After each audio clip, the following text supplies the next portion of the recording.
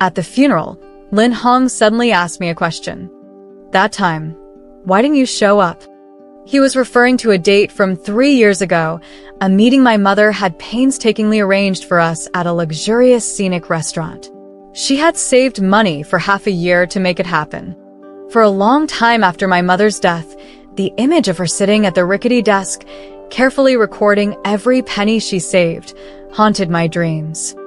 Every time I woke up, my chest felt hollow. Shin Meng, you're really something. Director Wang looked at me, disheveled and sporting a head of messy red curls, clutching the interview notes from the largest nightclub in Haishur.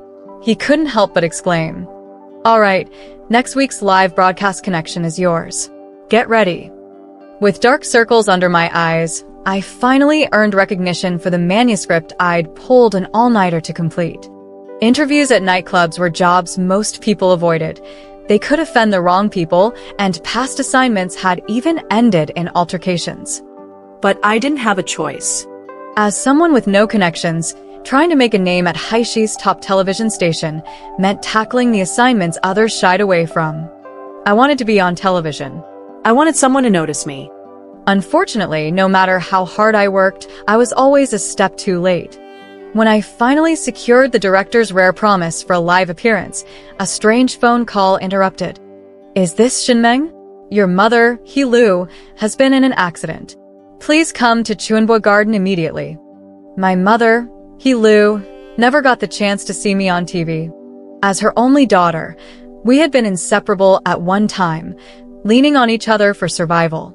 We had also fought viciously, swearing never to speak again. Now, we truly wouldn't see each other anymore. Overwhelmed by a numbing void, I rushed to Chuanbua Garden, gripped by a strong sense of unreality. It wasn't until I pushed open the door, a door I hadn't crossed in 3 years, that I was struck by a strange familiarity. Everything was as it had been, except my mother was now lying beneath a thin black cloth, never to rise again. That was when it hit me. She would never come out of the kitchen to chatter endlessly, nor argue with me ever again. The golden light of dusk poured in. The air in the small room reeked of decay, a suffocating blend of bacteria and maggots feasting on decomposing flesh. Even years later, I could never forget that smell. Through my days, I listened to the police officer's explanation. They said they'd found blood pressure medication scattered nearby. She had likely suffered an attack and hadn't managed to take her pills in time. By the time neighbors noticed the stench, she had already been gone for days. The cramped, shabby apartment filled with police, community workers, and strangers, all casting disapproving looks and judgmental whispers. They blamed me, the unfilial daughter, for neglecting my mother, leaving her to die alone without aid. As much as I wanted to resist or deny it, deep down, I knew there was truth in their accusations. Standing amid the crowd, I suddenly felt profoundly lonely and lost as I gazed out the window, the single, tiny window in the suffocating living room. Black clouds rolled across the evening sky. A long stretch of oppressive heat finally broke with a clap of thunder, and rain began to pour. The dampness seemed to seep into my very soul, as if the raging storm outside might sweep the entire city away. The world often says that death wipes away all burdens, yet when someone passes, a mountain of paperwork still looms. Death certificate, cremation certificate, funeral certificate. In life, we prove ourselves through identities, assets, and achievements.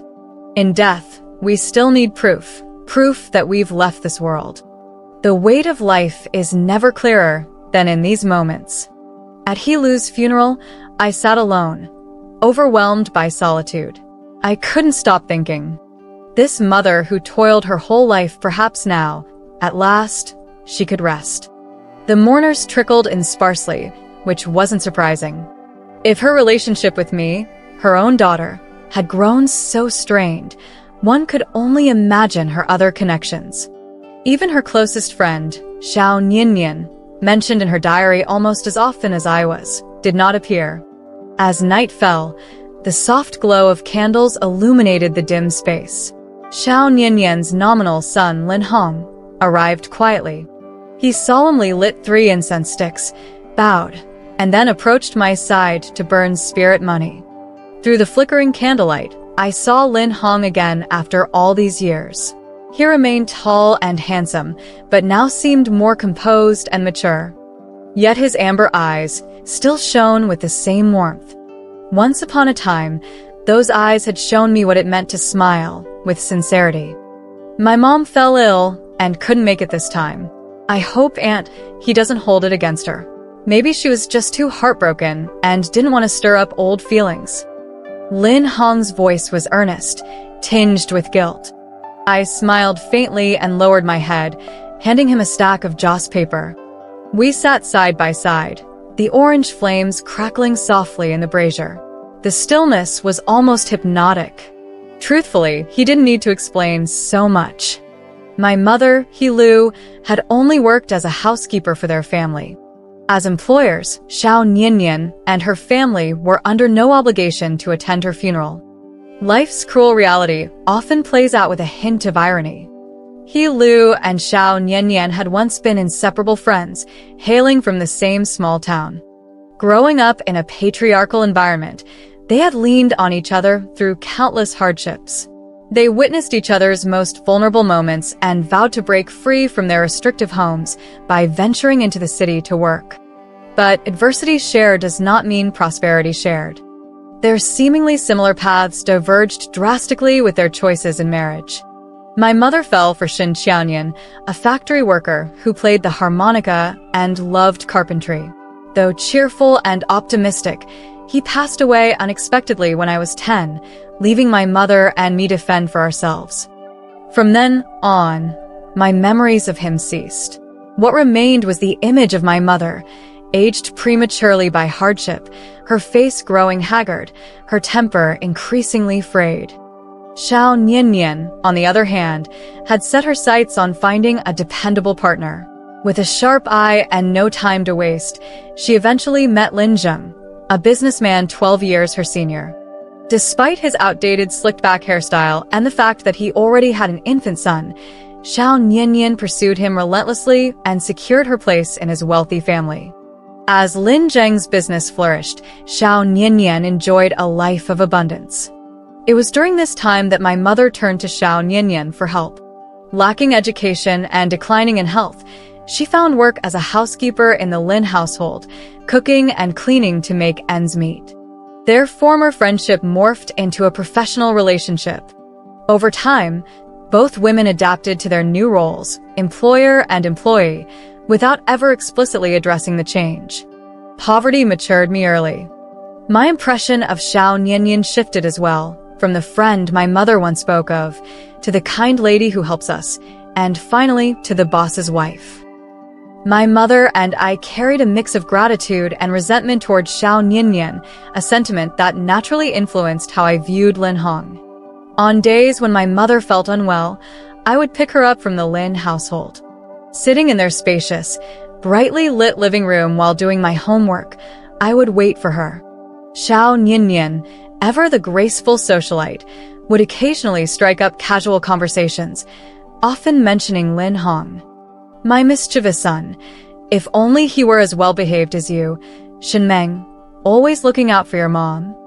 I didn't know how to respond, so I would force a smile, awkwardly trying to hide the frayed edges of my faded school uniform. I wanted to appear presentable. Photos of their family adorned the living room, large and small, prominently displayed. In the backgrounds were snowy mountains, vast oceans, deserts, the kinds of breathtaking scenes I'd only ever glimpsed on the school cafeteria TV. Lin Hong's bright, laughing amber eyes became the embodiment of happiness in my dreary life of poverty, arguments, and exhaustion. But happiness, like summer bubbles, is beautiful yet fragile, just like the fleeting nature of life. At the funeral, Lin Hong didn't stay long. As he was leaving, he suddenly asked me a question. "That time, why didn't you come?" His question was vague, but I knew exactly what he was referring to, a meeting 3 years ago. Strictly speaking, it was more of a blind date, something my mother, He Lu, had arranged with great enthusiasm, hoping to pair me with him. In my anger, I tore apart the dress she had so carefully prepared for me. To me, it seemed as though she completely ignored the enormous gap between Lin Hong's world and mine. She saw marriage as nothing more than a way to secure a respectable future. But the idea of sitting across from someone, engaging in small talk laced with ulterior motives, felt more like a bizarre transaction than a proper date. I argued fiercely with my mother and stormed out. When Lin Hong called to confirm, I brushed him off with a curt "I'm busy." And that was it. At the time, I had just graduated college and started working at a highly competitive TV station. Fueled by resentment, I threw myself entirely into my career. Before I knew it, 3 years had passed. I remembered how I had once yelled at my aging mother, vowing never to return. "When I leave, I'll be gone for good." But 3 years later, after experiencing the grind of the real world, I began to realize how trivial those unbearable issues truly were. They were the byproducts of my fragile pride and my deeply rooted disdain for our impoverished life. Now, sitting by the funeral altar, the scent of burning incense and paper money in the air, I didn't know what to say. After a pause, I responded flatly, "Is that really worth bringing up?" Lin Hong stepped closer, squatting to meet my gaze. His amber eyes were steady and sincere as he said, "It is. That day was important to me. 3 years apart had changed us both." In the faint light of the funeral hall, with soft music playing in the background, Lin Hong's face looked unfamiliar, yet achingly familiar. As I watched him leave without another word, I didn't stop him. I knew we would meet again soon. As expected, 3 days later, Lin Hong arrived in a flashy sports car to pick me up after work. He took me to the place where we were supposed to have met 3 years ago. A restaurant perched atop the city's tallest building, offering panoramic views of its glittering skyline. Every flicker of light outside spoke of luxury and opulence. As we stepped into the private room, the soft strains of romantic music floated in from the main dining area. For a moment, both of us seemed lost in thought. "Do you know what I saw that day when I came here?" Lin Hong asked, gazing out of the room's floor-to-ceiling windows. I didn't answer. Back then, I had been so consumed with anger at my mother that I had projected it onto him as well. I vaguely remembered brusquely hanging up on his call and even blocking his number. Lin Hong didn't seem to expect an answer. He continued, "I saw my father here, having dinner with a young woman. They looked intimate." He hesitated before adding, "And she was clearly pregnant." He poured himself a glass of wine, pulling back the layers of an old wound. There, at that table on the terrace, I watched him push a birthday cake toward her with a big smile on his face. Lin Hong gestured with his wine glass toward the terrace. His voice faltered as he recounted the memory, then he drained the glass in one gulp. I didn't know what to say. Most words of comfort would sound hollow. Silently, I raised my glass and drank with him. The delicate aroma of the wine lingered in the air, as ephemeral as those fragile bubbles of happiness. Not long after that, a friend invited me to join his startup abroad. I went along, and before I knew it, years had passed. Lin Hong snapped out of his reverie and looked at me. His eyes were soft, tinged with a hint of self-deprecation. Of course, I didn't accomplish much. Wasn't that a waste? Maybe it was a good thing you didn't show up that day. He didn't press me for an explanation. Instead, he allowed a glimpse of his vulnerability to surface. I knew he was still waiting for an overdue answer. "I'm sorry," I began. "I was immature back then and unfairly directed my anger at you." After a pause, I added, "And with my family situation. Shinmeng, you've always been so smart and independent.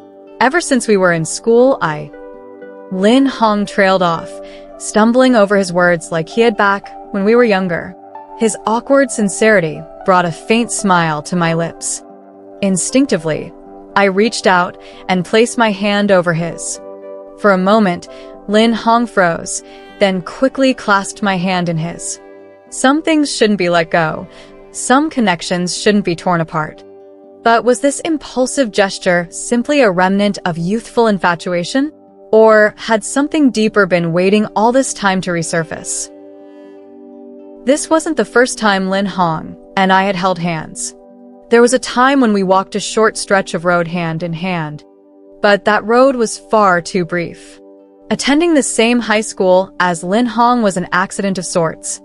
It was an expensive private school, but they reserved a few spots for students with exceptional grades, offering them free tuition and board. For someone like me, poor but academically strong, it was a rare opportunity. In a school where the divide between rich and poor was stark and unfiltered, I learned to shield myself with a cold demeanor and top-notch grades. I buried myself in studies, hoping that the all-important college entrance exam would carry me far away from that place. I did my best to block out distractions, and that included Lin Hong. I recognized him immediately, the boy I had seen only in photographs at Xiao Nianyan's house. He looked just as he did in the photos, short, spiky hair, light eyes that lit up when he smiled, and an easy, carefree expression that made him unforgettable. No matter the time or place, I had to admit, Lin Hong was effortlessly charming. Handsome, outgoing, and talkative, he was the kind of person who always had a crowd of friends wherever he went. But how could I tell him the truth? That I knew him because my mother worked as a maid in his house. The suffocating weight of that truth made me avoid him at all costs. Yet life has a way of playing cruel jokes, as if by design. In our second year of high school, we were both chosen to represent the school in an English public speaking competition. If we performed well, it would serve as a valuable bonus for university applications, especially for language programs.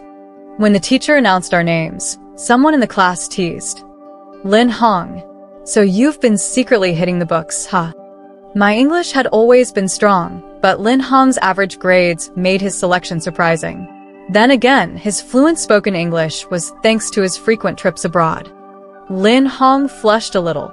The person teasing him was one of his close friends, but he couldn't hide a hint of pride as he replied, "What's wrong with that? Even us mediocre students can have our moments. Anyway, I'll have Xin Meng from our class to guide me, right?" He turned to me as he spoke, his bright eyes sending a friendly signal.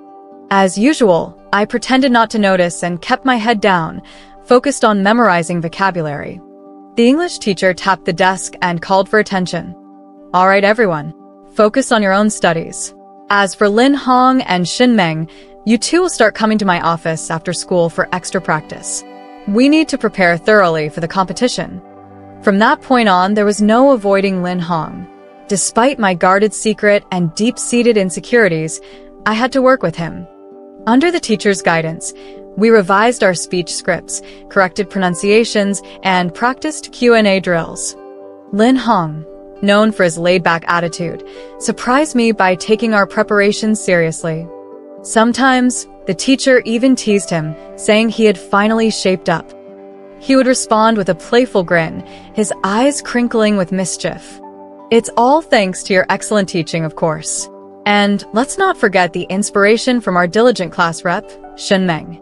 Lin Hong had a way of making friends effortlessly. He always spoke with a touch of humor, and even when my reserved demeanor made things awkward, he found a way to lighten the mood. After every practice session, he insisted on walking me back to the dormitory. Our campus wasn't large, and the dorms weren't far from the academic buildings. But during those walks, Lin Hong would share snippets of his life, funny anecdotes, or personal worries. Somehow, even his troubles seemed amusing, simply because he was such an engaging storyteller. The streetlights would flicker on one by one, their warm golden glow resembling the autumn hues of sycamore leaves. Under the light, Lin Hong's hair shimmered, as if encircled by a halo of soft fuzz. He seemed alive, vibrant. Though I mostly stayed silent, occasionally nodding in response, I no longer hurried to get away like I used to. I thought to myself, if Lin Hong never learns the truth, being his friend might actually be enjoyable. That short journey from the classroom to the dorm, though brief, found its way into my dreams in the years that followed. Faint and distant, yet vividly detailed, it lingered like an echo of something both fleeting and profound. On the final evening, Lin Hong walked me back to the dormitory. He wasn't his usual cheerful, talkative self. The English competition was scheduled for the following week, and after that, we would no longer have to meet for after-school tutoring sessions. Under the dim lights of the sports field, our shadows stretched long, as though we had already grown up. Distracted, I failed to notice a basketball flying my way. Lin Hong reacted swiftly, grabbing my wrist and shielding me from it. The student who had thrown it hurriedly apologized before running off to retrieve the ball. Lin Hong didn't let go of my wrist. Instead, his grip slid gently down until his fingers wrapped around mine, and he held my hand. Startled, I instinctively tried to pull away, but conscious of being outside, I didn't dare make too abrupt a move. Lin Hong pretended not to notice my discomfort. "It's a little dark tonight," he said lightly. "Let me hold your hand." The streetlights flickered as always, casting a soft, warm glow. My heart raced, and I focused on steadying my breath, terrified that Lin Hong might step closer and hear its erratic pounding. "Shin Meng," he said, breaking the quiet, "I feel like you're avoiding me. You're always so quiet, like you're keeping a lot to yourself." His voice was soft, almost tentative, but sincere. "But your quietness is calming," he added. "Especially during these weeks we've been preparing for the competition. I've learned so much." There was a tinge of shyness in his tone as he slowly released my hand. "We're partners now, right? Maybe even friends." Lin Hong turned to face me, his light-colored eyes unusually tender under the streetlight's glow. Meeting his gaze, I nodded. "Then stop avoiding me, okay?" he said with a boyish grin. "We can study together. If I work hard enough, maybe we can even get into the same university." His optimism, tinged with a naive confidence, made me smile, genuinely, for once. Lin Hong's face lit up in return, his grin as radiant as a young poplar in early spring, full of vibrant life. It was the most vivid memory of my school years. But that memory turned sharp and fleeting, like a knife's edge. The day of the competition, I arrived early and sat beneath a lush tree, reciting my script while waiting for Lin Hong. What I didn't expect was Xiao Nianyan pulling up in a car. Lin Hong quickly ran over, his tone anxious even before reaching her. "Why are you here?" he asked. "You didn't even tell your family about the competition," she said, half scolding. "If I hadn't contacted your teacher, I wouldn't have known. This is such a great opportunity. Your dad's overseas, and when he heard, he was thrilled. He asked me to come." All right. You should go back. "It's not good to get distracted before a competition," Lin Hong interrupted, looking around uneasily. Xiao Nianyan hesitated, looking a little embarrassed. "At least take these things. Oh, by the way, do you know Shin Meng? Her mom's been working for us for so long. I just found out she's in the same school as you. Since her family has benefited so much from us, she should really help you with your studies more." "What do you mean by benefited?" Lin Hong retorted sharply. "Her mom works like anyone else." "Oh, come on. Isn't it true? Didn't her mom always say her daughter was great at studying? She should help you with English more. It'll definitely come in handy when you go abroad." "Who said anything about going abroad? That's not even decided yet." "Of course it is. Your dad's already made plans." Ugh, that's still so far off. I lost track of their conversation after that. The only thing I remember was Lin Hong finally convincing Xiao Nianyan to leave, using his upcoming performance as an excuse. What came next is also blurry, how Lin Hong found me hiding behind the tree, for instance. But I must have looked terrible because he approached me hesitantly, as if afraid to provoke me further. "Actually," he began. "Actually, you've known who I am all along, haven't you?" I cut him off. I didn't wait to hear what he had to say. Shame and anger made me stop evading the confrontation. Lin Hong looked flustered but nodded, speaking softly. "I thought it might make you uncomfortable, so I didn't bring it up. Honestly, Xiao Nianyan and your mom, they've always been friends." "Friends?" I let out a bitter laugh. "If they were really friends, you wouldn't think I'd feel embarrassed. Poverty is a stark divide. No matter how it's sugar-coated, it constantly reminds you. Your family's livelihood depends entirely on another's needs and moods. You save every penny because it's hard-earned money from your mother's labor. You study relentlessly because it's your only ticket out. I stepped closer to Lin Hong, scrutinizing him for the first time up close. His cheerful demeanor and bright smile had always concealed his perceptive eyes that seemed to see through people. But I felt that very empathy cut deeply, as if stripping away my defenses. The humiliation of my exposed vulnerability and the fragile pride I had tried so hard to protect. And the absurd, heart-racing delusion from that night under the streetlights. It turned out he simply pitied me, wanting to befriend me and maybe improve his grades along the way. With a tinge of self-mockery, I said, "I can't really help you much. My grades are just the result of hard work, nothing special." "I never wanted you to help me with my grades," Lin Hong said quickly. "I just thought we could be good friends." "Lin Hong," I said slowly, firmly. "Friendship needs to be on equal footing." I didn't need to say the rest. It was clear what I meant. We couldn't be friends. My family's livelihood depended on his. How could we ever be equals? At best, I could be his follower, just as my mother had become to Xiao Niannian.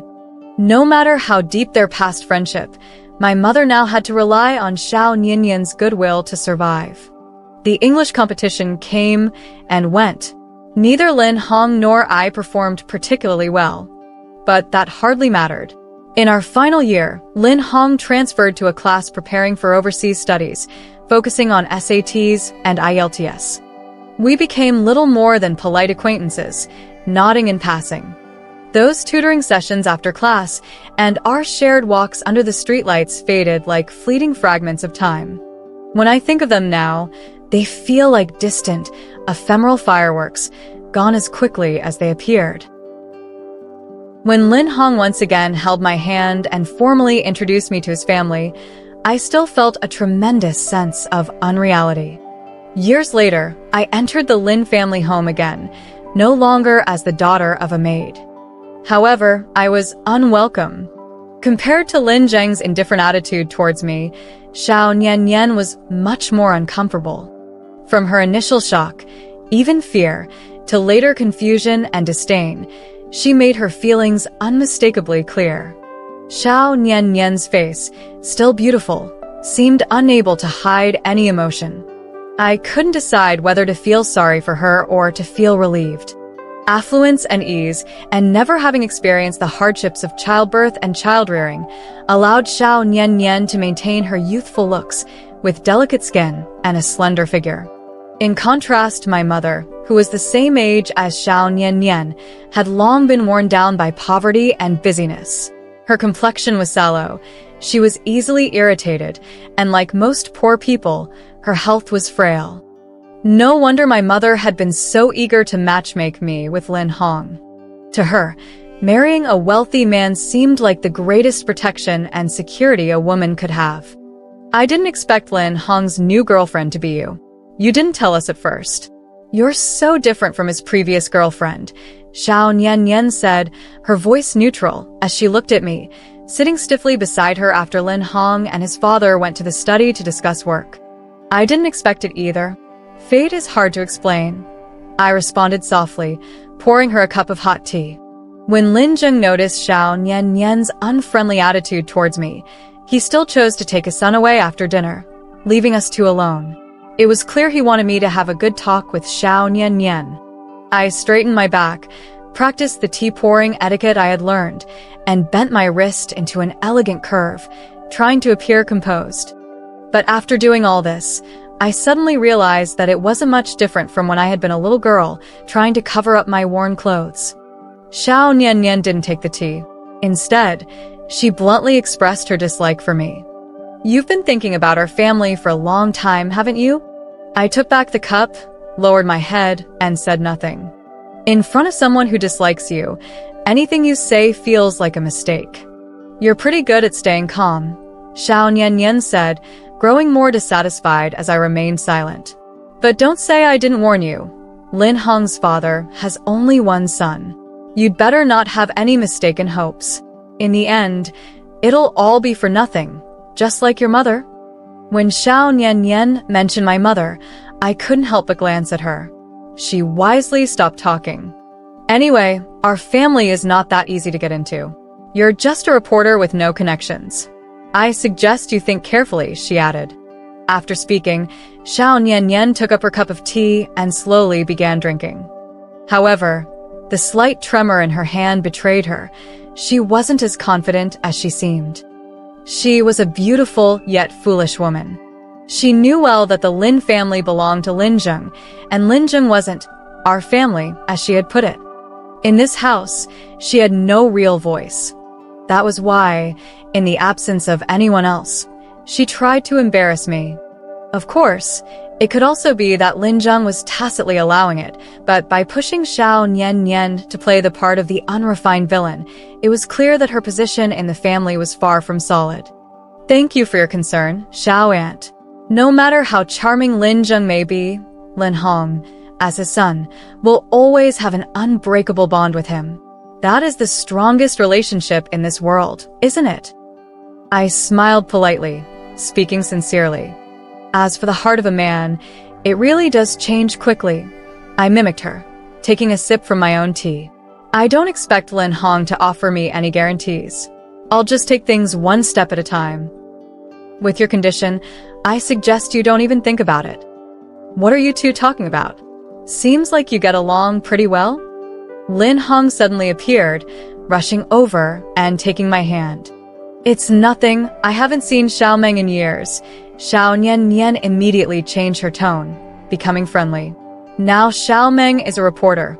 Really impressive. You're always out in the field, running around. It must be tough." Just then, my boss's voice came through on the phone. "Xiao Meng, hurry back. That night shift interview.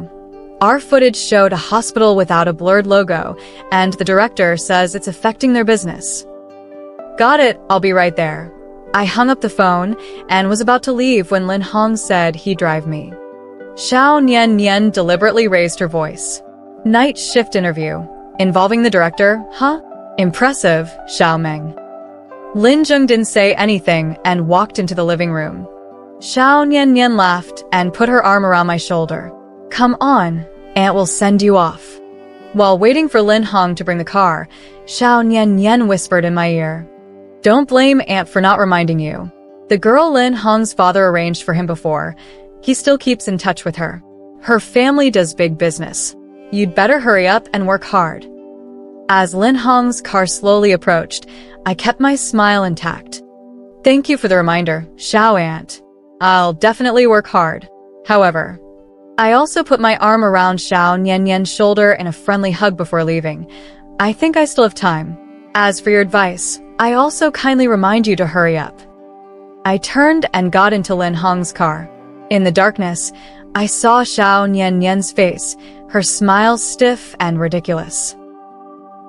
"Xiao Nian didn't make things too difficult for you, did she? She's always one thing in front of you, another behind your back." After the car had driven a short distance, Lin Hong directly asked me, "What about your father? Is he not happy with me? Or did he say something to you?" Lin Hong didn't answer my question. I didn't need to respond to his doubts either.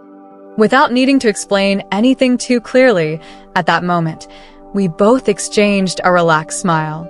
I didn't know when it had started raining outside, but the night wind was beating the rain against the window, and everything outside the car became blurry and dim. "Don't worry about them." Lin Hong took my hand. "We're fine as long as we're together." His hand was warm, soft, but with some rough calluses. "Yeah, we're fine." The rain outside grew heavier, and the boundary between light and shadow seemed to blur, as if in that moment, there was only the two of us in the car, creating a false sense of dependence on each other. For a few seconds, I truly wished time could just stop right here, even if it meant there was no afterward. Without the afterward, there would be no unfulfilled desires. But alas, time doesn't stop for any joy or sorrow in some corner of the world. Faced with the obvious arrogance and disdain from his family, Lin Hong and I pretended not to see it and still visited the Lin family for meals from time to time. Lin Zheng didn't speak much to me, and Xiao Nian's attitude remained the same, but we maintained a superficial harmony. Everything seemed calm, but 1 month later, it was completely disrupted. In October, Lin Zheng and Lin Hong went on a business trip, and Xiao Nian suffered excessive bleeding from a surgical accident, landing her in the ICU, where she stayed for a week. Because they were overseas for business, father and son couldn't return, and they entrusted me to handle all the affairs. After Xiao Nian stabilized somewhat, I used all my connections and money to arrange a private room for her in the best hospital in the city and hired 2 people to take turns looking after her. Today, Lin Hong, back from his business trip, asked me to accompany him to visit Xiao Nian. I took a day off, bought some fine fruit, and arrived early at Xiao Nian's room. It's good to have money. At least it can solve 90% of the world's problems. For instance, having money allowed me to secure a private room in the best hospital in the city.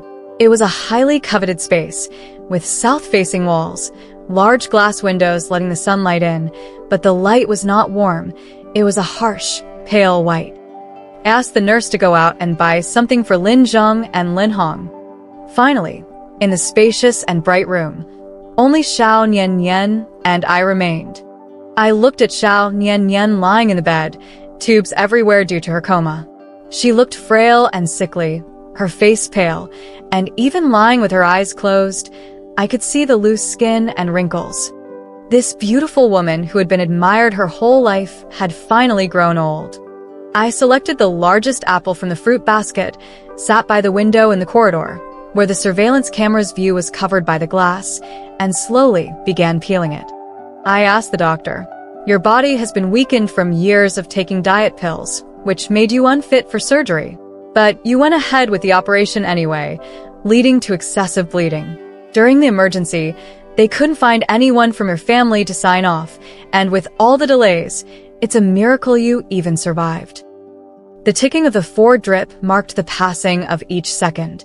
In the quiet space where I spoke alone, the time seemed to drag on. In the future, you may need to rely on various tubes for nutrition, feeding, and waste elimination. But those aren't the worst things. Do you know what the worst thing is? The worst part is you're still alive. You're still aware of everything, even though you might never be able to speak or live normally again. Xiao, and tell me, does breathing and living count as 2 different things? I saw Xiao Nian's chest rising and falling in agitation, and the unstable readings from the monitors.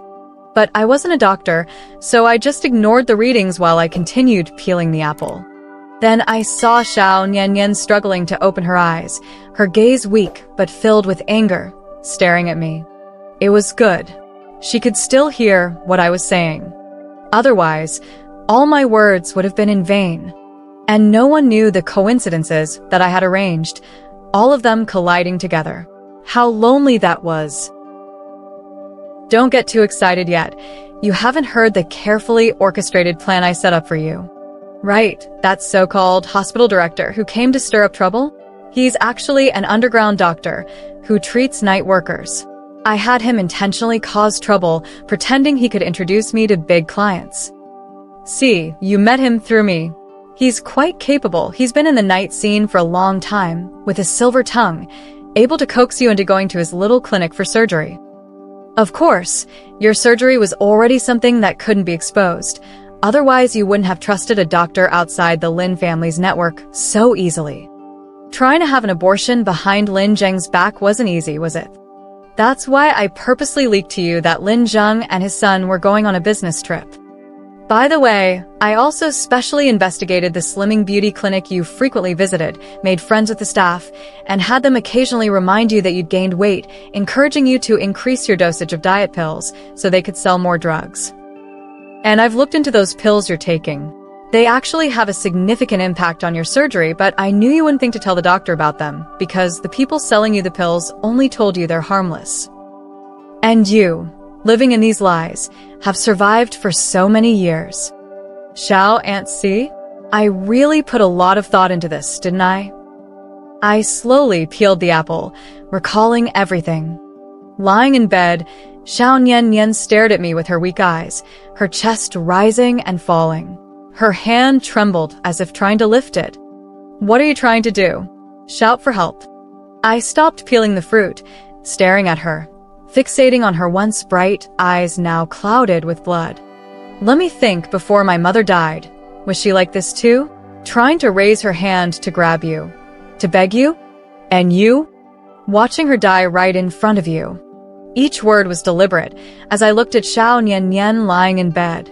I saw the fear suddenly flicker in her angry eyes, and her hand that was struggling to lift slowly dropped. Curious how I know all this? When I was cleaning up my mother's belongings, I found her diary. Full of questions about her death, I read it. That's when I understood. She knew Lin Zheng had been seeing doctors, and you had accidentally gotten pregnant. She naively thought she could use that to negotiate with you, to get you to help me marry into your family, to help both of us get something.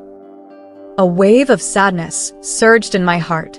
More than 20 years had passed, and my mother, He Lu, still thought that a woman's best destiny was to marry well. She had spent her youth and energy raising a daughter who didn't agree with her, and she had remained stuck at the crossroads of the past, never finding the energy to move forward. You weren't entirely wrong. My mother really did care about the Lin family, and she miscalculated because you, from the beginning, looked down on her, only wishing she would shut up. But you didn't have the courage to kill her. You just wanted to pay her off. But those careless words of yours caused her blood pressure to spike. And you, cold-heartedly, watched my mother fall, saw her medication scattered on the floor, then kicked her phone away and left. Of course you dared to do that. Even if my mother survived, she wouldn't dare to say anything. And if she died, you could rest easy. As her employer and friend, it would be perfectly normal for you to visit her at her home. You could easily say you didn't notice anything when you left. Even if I brought the diary to the police and told them you had a motive to kill, without concrete evidence, you'd only be a suspect. So, I had to find a way on my own. I saw Xiao Nian avert her gaze, tears clouding the corners of her eyes. Her mouth shifted slightly under the oxygen mask, and I knew that movement was all the strength she could muster. I couldn't help but feel curious. What do you want to say? An apology? Or perhaps a curse?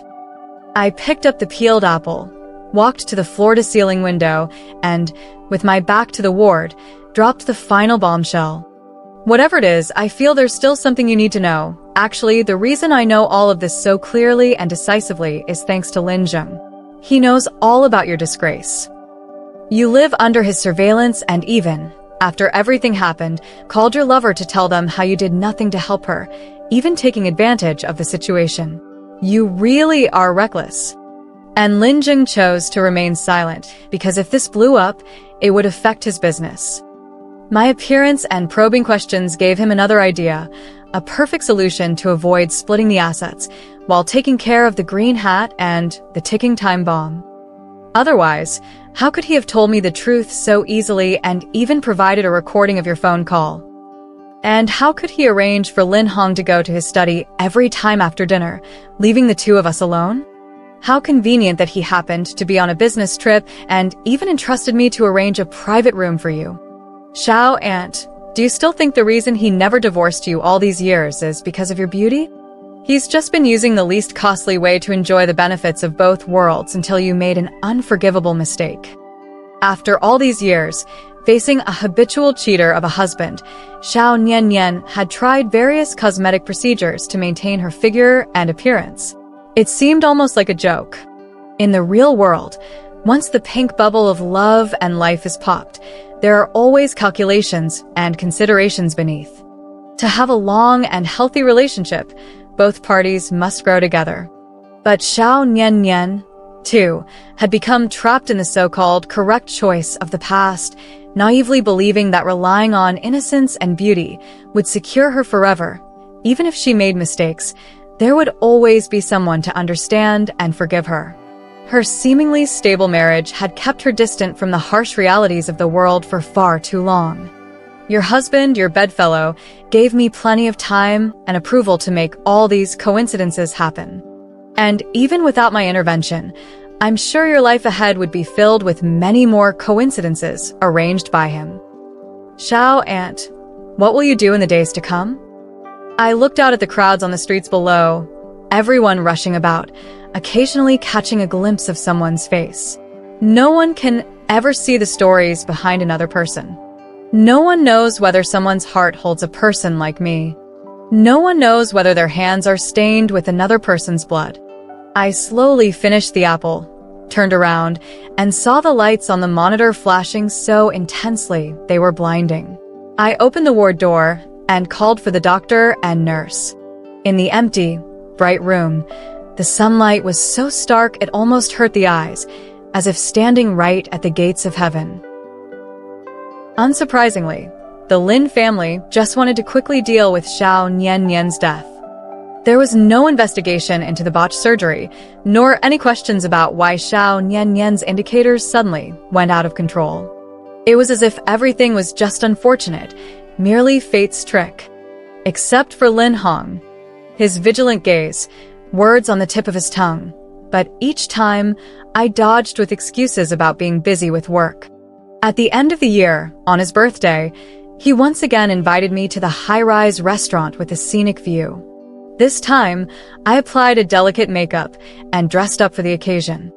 The ambience in the high-end restaurant was wonderful. Even the patterns on the ceiling were exquisite, and the lighting made everyone appear soft and graceful.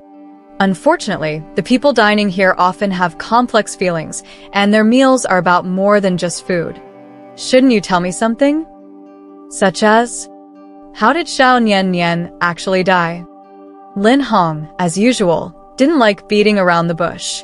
I had 1,000 ways to avoid the question, but since we had reached this point, all the calculations turned into indifference.